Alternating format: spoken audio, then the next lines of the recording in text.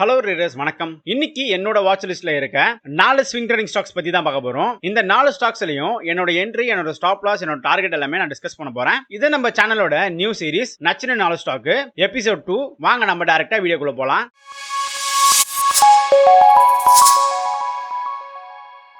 இதுல நம்ம ஃபர்ஸ்ட் பார்க்க போற ஸ்டாக் வந்து பாத்தீங்கன்னா JG chemicals. One day time ஃப்ரேம்ல வந்து நான் சார்ட் பண்ணிருக்கேன். இது வந்து ஒரு கெமிக்கல் செக்டார் ஸ்டாக். இந்த ஸ்டாக் பாத்தீங்கன்னா இந்த இயர் தான் லிஸ்ட் ஆயிருக்கு. லிஸ்ட் ஆயிட்டு ஒரு நல்ல ஒரு ட்ரெண்ட் வந்து ஃபார்ம் பண்ணிருக்கு. இந்த இடத்துல கரெக்டா ஒரு கன்சல்டேட் கொடுத்துட்டு அந்த ட்ரெண்டை வந்து பிரேக் பண்ணிருக்கு. எப்பவுமே ஒரு ட்ரெண்ட் வந்து ஒரு லார்ஜ் கேப்ல பிரேக் அவுட் கொடுத்தது அப்படின்னா அந்த கேப்பை ஃபில் பண்றதுக்கு அந்த ஸ்டாக் கண்டிப்பா கீழே இறங்கும். கீழே இறங்கிட்டு அந்த கேப்பை ஃபில் பண்ணிட்டு தான் அதுக்கப்புறம் நெக்ஸ்ட் ட்ரெண்ட் வந்து கண்டினியூ ஆகும். இப்போ நம்ம இந்த பிரேக் அவுட் கொடுக்கும்போது என்ட்ரி எடுத்தோம் அப்படின்னா நம்மளோட ரிஸ்க் டு ரிவார்ட் ரேஷியோ வந்து அதிகமா இருக்கும். ஸோ அதனால நம்ம ரீட்ரேஸ்மெண்ட்டுக்காக வெயிட் பண்ணோம். நான் லாஸ்ட் வீக்ல இருந்து இந்த சார்ட்டை வந்து பாத்துக்கிட்டு இருக்கேன். கரெக்டா இந்த ஸ்டாக் வந்து இப்போ ரீட்ரேஸ்மெண்ட் கிட்ட வந்திருக்கு. ரீட்ரேஸ்மெண்ட் வந்துட்டு லாஸ்ட் கேண்டில் பாத்தீங்கன்னா ஒரு இன்டிசிஷன் கேண்டில் வந்து க்ளோஸ் பண்ணிருக்கு. எப்பவுமே இன்டிசிஷன் கேண்டில் வந்து ஃபார்ம் ஆச்சு அப்படின்னா அந்த இடத்துல பையர்ஸோ செல்லர்ஸோ கன்ஃபியூஸா இருக்காங்கன்னு அர்த்தம். அதுக்கப்புறம் ஃபார்ம் ஆகிற கேண்டில் தான் ரொம்ப ரொம்ப இம்பார்ட்டன்ட். இன்கேஸ் இதுக்கப்புறம் ஃபார்ம் ஆகிற கேண்டில் ஒரு நல்ல புல்லிஷ் கேண்டிலா இருந்தது அப்படின்னா என்னோட என்ட்ரி பாத்தீங்கன்னா 320 இருக்கும் இந்த ஸ்டாக்ல. ஸ்டாப் லாஸ் வந்து பாத்தீங்கன்னா 300, டார்கெட் 1 வந்து பாத்தீங்கன்னா 350, டார்கெட் 2 பாத்தீங்கன்னா 380. ஒன்ஸ் உங்களோட டார்கெட் 1 அச்சீவ் ஆன அப்புறம் நீங்க உங்களோட ட்ரைலிங் ஸ்டாப் லாஸ் வந்து மாத்தணும். உங்களோட ட்ரைலிங் ஸ்டாப் லாஸ் எங்க இருக்கணும் அப்படின்னா 345 இருக்கணும். டார்கெட் 1 அச்சீவ் ஆன அப்புறம் தான் உங்களோட ட்ரைலிங் ஸ்டாப் லாஸ் ஆன 345 நீங்க பிளேஸ் பண்ணணும். நல்லா ஞாபகம் வச்சுக்கோங்க. சோ டார்கெட் 2 பாத்தீங்கன்னா 380. 380க்கு மேல இந்த ஸ்டாக் வந்து கண்டிப்பா ஒரு ரீட்ரேஸ்மெண்ட் கொடுத்து அந்த ட்ரெண்ட் வந்து அகைன் கண்டினியூ ஆகும். நம்ம 380க்கு மேல ப்ராஃபிட் புக் பண்ணிட்டு அதுக்கப்புறம் நம்ம வெயிட் பண்ணுவோம். அகைன் ஒரு ஆப்பர்ச்சுனிட்டி கிடைச்சது அப்படின்னா இந்த ஸ்டாக்ல நம்ம அகைன் ஒரு ரீஎன்ட்ரி எடுப்போம். ரெண்டாவது நம்ம பார்க்க போற ஸ்டாக் வந்து பாத்தீங்கன்னா சுமிட்டோ கெமிக்கல்ஸ். இதுவும் ஒரு கெமிக்கல் செக்டார் ஸ்டாக் தான். இந்த ஸ்டாக் நான் 1 வீக் டைம் ஃப்ரேம்ல வந்து சார்ட் பண்ணிருக்கேன். இந்த ஸ்டாக் ப்ரீவியஸா 543 ஆல் டைம் ஹை வந்து வச்சிருக்கான். ஆல் டைம் ஹை வச்சுட்டு ஒரு செல் ஆஃப் கொடுத்துட்டு இப்போ திரும்பி இந்த 543 வந்து டச் பண்ணிருக்கான். டச் பண்ணிட்டு ஒரு நல்ல புல்லிஷ் வால்யூம்ல வந்து க்ளோஸ் பண்ணிருக்கான். இப்போ இந்த ஸ்டாக் ஒன்ஸ் இந்த ஆல் டைம் ஹையை பிரேக் அவுட் கொடுத்தது அப்படின்னா ஒரு நல்ல ஒரு மொமெண்டம் இருக்கும். அந்த மொமெண்டம் தான் நம்ம கேட்ச் பண்ற மாதிரி இருக்கும். இந்த ஸ்டாக் கரெக்டா இந்த ஆல் டைம் ஹையை வந்து பிரேக் அவுட் கொடுத்து ஒரு நல்ல புல்லிஷ் கேண்டில்ல க்ளோஸ் வச்சது அப்படின்னா என்னோட என்ட்ரி வந்து பாத்தீங்கன்னா 550 இருக்கும். ஸ்டாப் லாஸ் 525, டார்கெட் வந்து பாத்தீங்கன்னா 600 இருக்கும். ஒன்ஸ் உங்களோட டார்கெட் 1 அச்சீவ் ஆன அப்புறம் உங்களோட டார்கெட் 2 பாத்தீங்கன்னா 650 இருக்கும். நீங்க ஒன்ஸ் உங்களோட டார்கெட் 1 அச்சீவ் ஆன அப்புறம் உங்களோட ட்ரைலிங் ஸ்டாப் லாஸ் வந்து பாத்தீங்கன்னா 590ல நீங்க வந்து பிளேஸ் பண்ணணும். சோ அப்படி பிளேஸ் பண்ணும்போது உங்களோட ரிஸ்க் வந்து நீங்க மேக்ஸிமம் கம்மி பண்ண முடியும். சோ எப்பவுமே ஒரு ஸ்டாக் பிரேக் அவுட் கொடுக்குது அப்படின்னா அந்த இடத்துல ஒரு மொமெண்டம் நல்லாவே இருக்கும். அந்த மொமெண்டம் கேட்ச் பண்றதுக்கு ரெடியா இருங்க.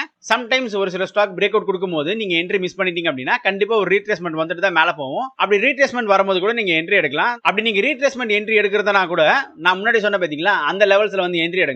அப்போ உங்களோட ரிஸ்க் டு ரிவார்ட் ரேஷியோ ப்ராப்பரா இருக்கும். அதனால தான் நான் சொல்றேன். மூணாவதா நம்ம பார்க்க போற ஸ்டாக் வந்து பாத்தீங்கன்னா தீபக் ஃபெர்டிலைசர். இவன் நல்ல ஒரு ஃபேமஸான கம்பெனி தான். நல்ல வால்யூம் இருக்கிற ஸ்டாக் தான் இதுவும். இந்த ஸ்டாக் அதோட ஆல் டைம் ஹையான 1043 டச் பண்ணிட்டு ஸ்டாக் கீழே வந்துருச்சு. கீழே வந்துட்டு அகைன் இப்போ அந்த ஸ்டாக் அதோட ஆல் டைம் ஹையை வந்து டச் பண்ணிருக்கு. ஸோ இந்த இடத்துல பிரேக் அவுட் கொடுக்கறதுக்கான வாய்ப்புகள் நிறையவே இருக்கு. ஏன்னா கிட்டத்தட்ட 2 இயர்ஸ் இந்த ஸ்டாக் வந்து ஒரு கன்சல்டேட் மூட்ல இருந்திருக்கு.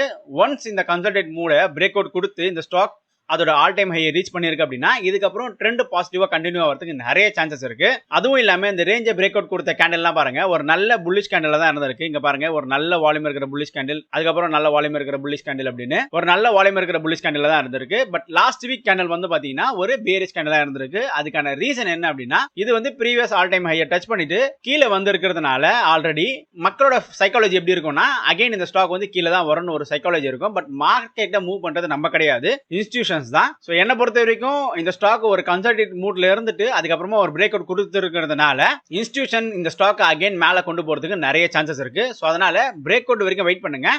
அதுக்கு முன்னாடி என்ட்ரி எடுக்காதீங்க. ஏன்னா இன்ஸ்டிடியூஷன்ஸ் சட்டுன்னு ஒரு ஸ்டாக் வந்து பிரேக் அவுட் கொடுத்துட மாட்டாங்க. கொஞ்சம் ஹோல்ட் பண்ணுவாங்க. ஹால்ட் பண்ணிட்டு ஏன்னா அவங்களுக்கு தெரியும் நெக்ஸ்ட் அவங்க டார்கெட் எங்க வைக்க போறோம்னு அவங்களுக்கு தெரியும். சோ அதனால கொஞ்சம் ஹால்ட் பண்ணிட்டு அகைன் அக்குமுலேஷன் கொடுத்துட்டு அதுக்கப்புறம் ஒரு பிரேக் அவுட் கொடுப்பாங்க. அந்த பிரேக் அவுட்காக வெயிட் பண்ணுங்க. இன்கேஸ் இந்த ஸ்டாக் ஒரு நல்ல வால்யூமோட ஒரு புல்லிஷ் கேண்டில் பிரேக் அவுட் கொடுத்தது அப்படின்னா என்னோட என்ட்ரி பாத்தீங்கன்னா 1070, ஸ்டாப் லாஸ் வந்து பாத்தீங்கன்னா 980, டார்கெட் 1 பாத்தீங்கன்னா 1200, டார்கெட் 2 பாத்தீங்கன்னா 1300. டார்கெட் 1 அச்சீவ் ஆன உடனே உங்களோட ட்ரைலிங் ஸ்டாப் லாஸ் வந்து 1990ல வந்து வச்சிருங்க. இப்போ நான் ஸ்கிரீன்ல ஷோ பண்ற எல்லாமே பாத்தீங்கன்னா என்னோட ரிஸ்க் டு ரிவார்ட் ரேஷியோக்கு ஏத்த மாதிரி நான் வந்து பிளான் பண்ணிருக்கேன். உங்களோட ரிஸ்க் டு ரிவார்ட் ரேஷியோக்கு ஏத்த மாதிரி நீங்களும் வந்து பிளான் பண்ணி ட்ரேட் எடுங்க. எல்லா பணத்தையும் எடுத்துட்டு போயிட்டு நீங்க ஒரே ஸ்டாக்ல ட்ரேட் பண்ணவே கூடாது. அப்படி நீங்க ட்ரேட் பண்ணீங்க அப்படின்னா கண்டிப்பா உங்களோட ட்ரேடிங் வந்து ரொம்ப ரொம்ப ரிஸ்க்ல இருக்குன்னு அர்த்தம். சோ அந்த மாதிரி எப்பவுமே பண்ணிடவே பண்ணிடாதீங்க. ரிஸ்க் மேனேஜ்மெண்ட்டும் பொசிஷன் சைசிங்கும் நீங்க கரெக்டா ப்ராப்பரா ஃபாலோ பண்ணும்போது தான் உங்களோட ப்ராஃபிட்டபிலிட்டியை நீங்க மேக்ஸிமம் இன்க்ரீஸ் பண்ண முடியும்.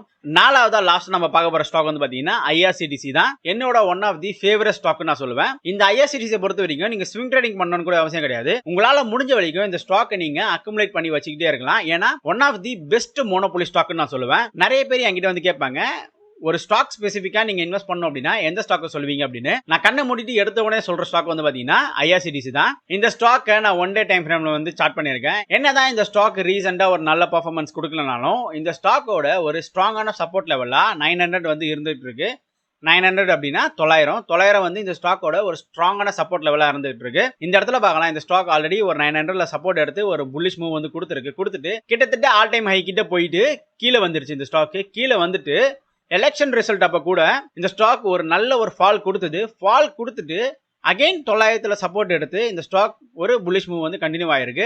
2 தடவை இந்த 900 வந்து ஸ்ட்ராங்கான சப்போர்ட் எடுத்து இருக்கிறதுனால இந்த 900 வந்து IRCTC பொறுத்த வரைக்கும் ஒரு நல்ல ஸ்ட்ராங்கான சப்போர்ட் லெவலா ஆக்ட் பண்ணிட்டு இருக்கு. லாஸ்ட் வீக்ல கூட இந்த ஸ்டாக் ஒரு நல்ல செல்லிங் பிரஷர்னால கேப் வச்சிருக்கு. ஒரு ஸ்டாக் வந்து கேப் வைக்குது அப்படின்னா அப் ட்ரெண்ட்லயும் சரி டவுன் ட்ரெண்ட்லயும் சரி அந்த இடத்துல பையர்ஸும் செல்லர்ஸும் ரொம்ப ஆக்டிவா இருக்காங்கன்னு அர்த்தம். இதுவே டவுன் ட்ரெண்ட்ல கேப் வச்சது அப்படின்னா செல்லர்ஸ் ரொம்ப ஆக்டிவா இருக்காங்கன்னு அர்த்தம். ஸோ எப்பவுமே செல்லர்ஸ் வந்து மார்க்கெட் விட்டு போகும்போது பையர்ஸ் வந்து என்ட்ரி ஆகி அந்த ஸ்டாக்கை வந்து அகைன் மேல கொண்டு போவாங்க. சோ அதுக்கு ஏத்த மாதிரி இந்த இடத்துல வந்து பாத்தீங்கன்னா கேப் டவுன்ல வந்து க்ளோஸ் பண்ணிட்டு அதுக்கப்புறமா ஒரு கன்சல்டேட் மூட்ல இருந்திருக்கு. இந்த ஸ்டாக் கன்சல்டேட் மூட்ல இருந்துட்டு லாஸ்டா ஃபார்ம் ஆன கேண்டில் வந்து பாத்தீங்கன்னா ஒரு இன்சைடர் பார் கேண்டில் வந்து ஃபார்ம் பண்ணிருக்கு. அதாவது லாஸ்டா ஒரு ரெட் கலர் கேண்டில் வந்து ஃபார்ம் பண்ணிருக்கு. அதுக்கு நெக்ஸ்ட் டே ஃபார்ம் ஆன கேண்டில் வந்து பாத்தீங்கன்னா கேப் அப்ல ஓபன் ஆயிட்டு ஒரு நல்ல கிரீன் கலர் கேண்டில் அந்த ரெட் கலர் கேண்டில் உள்ளே ஓபன் ஆகி க்ளோஸ் ஆயிருக்கு.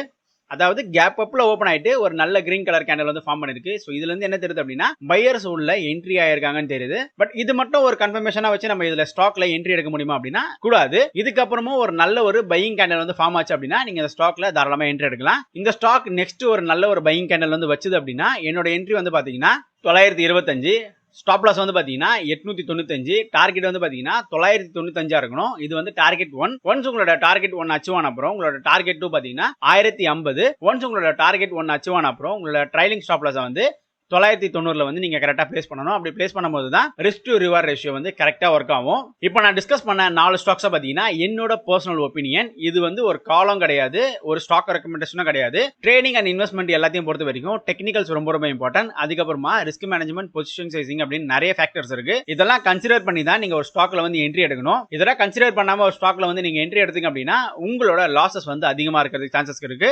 இதெல்லாம் நீங்க எப்படி ப்ராப்பரா பண்ணணும், ஒரு ஸ்டாக் அனலைஸ் பண்ணி எப்படி நீங்க ஒரு ரெகுலர் சைடு இன்கம் ஜெனரேட் பண்ணணும் அப்படின்னு நான் வந்து ஒரு கோர்ஸ் மேக் பண்ணிட்டு இருக்கேன். அந்த கோர்ஸ் ஒன்ஸ் லைவ் ஆன உடனே உங்ககிட்ட சொல்றேன். நீங்க தாராளமா அந்த கோர்ஸை பர்ச்சேஸ் பண்ணி நான் சொல்ற மெட்ரிக்ஸை ஃபாலோ பண்ணி நீங்க ட்ரேட் பண்ணீங்க அப்படின்னா கண்டிப்பா ஒரு ப்ராஃபிட்டபிளான ட்ரேடரா வந்து உங்களாலேயும் ஃபியூச்சர்ல வந்து மாற முடியும். அந்த கோர்ஸோட ரிஜிஸ்ட்ரேஷன் லிங்க் நம்மளோட வெப்சைட்ல இருக்கு. வெப்சைட்டை கிளிக் பண்ணி ரிஜிஸ்டர் பண்ணி வச்சுக்கோங்க. ஒன்ஸ் கோர்ஸ் லான்ச் ஆன உடனே உங்களுக்கு எல்லாம் கண்டிப்பா ஒரு ஸ்பெஷல் டிஸ்கவுண்ட் இருக்கு. இன்னமும் இதே மாதிரி நிறைய ஸ்டாக்ஸ் இருக்கு. அந்த ஸ்டாக்ஸோட டீடைல்ஸ் எல்லாமே நம்மளோட கம்யூனிட்டி குரூப்ல வந்து நான் அப்டேட் பண்றேன். கம்யூனிட்டி குரூப்புக்கு ஜாயின் பண்றதுக்கான லிங்க் டிஸ்கிரிப்ஷன்ல இருக்கு, செக் பண்ணி பாருங்க. நீங்களும் ஸ்டாக் மார்க்கெட்ல இருந்து ஒரு சைடு இன்கம் ஜெனரேட் பண்ணணும் அப்படின்னா நம்ம சேனலை வந்து மறக்காம சப்ஸ்கிரைப் பண்ணி அந்த பெல் ஐகானை கிளிக் பண்ணி ஆள வச்சுக்கோங்க. சோ நெக்ஸ்ட் வீடியோல பார்ப்போம். until then bye.